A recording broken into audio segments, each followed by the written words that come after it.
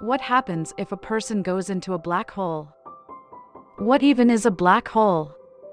You've definitely heard of them. You know they're a dark, powerful enigma of deep space, but do you actually know what they are and how they work? Black holes are places in space where the gravity is so immensely strong, due to the massive amount of matter squeezed into them relative to their size, that nothing can escape its pull. Not planets, not stars, and not even electromagnetic radiation such as light. Because no light can escape, black holes cannot be seen, they are invisible, appearing black against the background of space. The only way scientists know of their existence is by using specialized telescopes to observe the behavior of stars and gas surrounding them, and how their behavior changes as their distance from the black hole vary. Are there different types? There are indeed a few types of black holes. The smallest are as minuscule as just one atom, however, they contain the mass of a large mountain. Putting that into perspective, a droplet of water contains 2 sextillions atoms of oxygen and twice that many of hydrogen. Imagine that number of large mountains squashed into the size of a droplet of water. That's dense. There are also stellar black holes, which are much larger and form when the center of very big stars die and collapse in on themselves. The largest black holes are referred to as supermassive, and their cool name is definitely deserved. These black holes have masses that are equal to more than 1 million of our Sun put together and are found at the center of galaxies. You may be familiar with the shape of our galaxy, the Milky Way. It looks like a spiral spinning around a central core, and there's a reason for this. Our galaxy, like every other galaxy, is orbiting around a supermassive black hole, the spiral appearing tighter in the center due to the higher gravitational pull these stars are experiencing relative to stars at a further distance. You'll be pleased to know our solar system sits firmly in the latter category.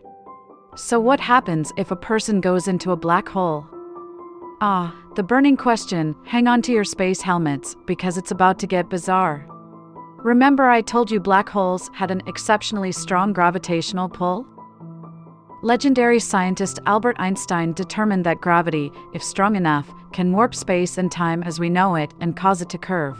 Therefore, if an object is dense enough, think of all the mountains in the single water droplet, it can literally curve in on itself and burrow a hole right into the fabric of space. The deeper you go into the burrow, the more warped and mangled it gets until you reach the singularity. This is the point where the curving of space and time becomes infinite. Space and time as concepts become meaningless, and the laws of physics, which rely on space and time to be constant, no longer apply. So, if someone were to go into a black hole, reality would sort of split. Hawking's and Einstein's theories. There are a few theoretical possibilities, and what would happen also depends on your viewpoint. Are you the one falling in, or are you a spectator? Both views would be different, but both are scientifically correct and happen simultaneously. Yup. I told you it was freaky. Let's unpack this a little further. Let's say you're the one falling in. It all starts with the event horizon.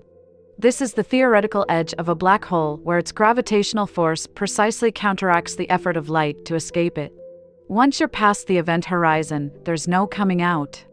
There are 2 possibilities here. You fall past the event horizon completely unscathed, or you get sizzled into a scorched shadow of space ash by Hawking radiation.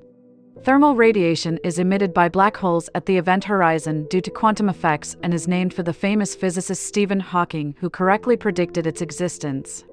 According to Einstein's theory of general relativity, the first possibility would happen. You would softly sail past the event horizon into the black hole without so much as a bump or burn. This is because you're technically in freefall, and in freefall, you feel no gravity and live out the rest of your natural-born life quite peacefully until you ran out of life support, that is, or approach the singularity. This is because, as you get closer to the singularity, gravity becomes noticeably stronger.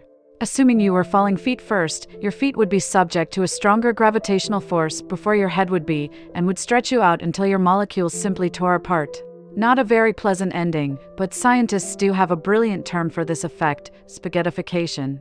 Someone watching you would never actually be able to see you cross over the event horizon, because once you're past it, the light you reflect could no longer escape from past it. What they would see in theory, however, would be you falling slower and slower toward the event horizon and turning red. This is because the closer you get, the light would get bent toward the infrared end of the electromagnetic spectrum, and the tougher and tougher it is for it to escape the black hole's gravity. But technically, this is irrelevant. What needs to happen in order to not break the laws of quantum physics is for you to stay on the outside of the black hole. This is because these laws state that information cannot be lost, even if this means you being burnt to a crisp. Which reality is true then? Here's the truth: scientists have been grappling with the nature of black holes for years and cannot decide, as to define either reality as the truth would break one of the scientific laws we take as fact. Physicists refer to this conundrum as the black hole information paradox. A number of resolutions have been proposed, but each one throws up more quandaries than it answers. Ugh, mind-boggling. So I know what you're thinking. Should I be worried about all this?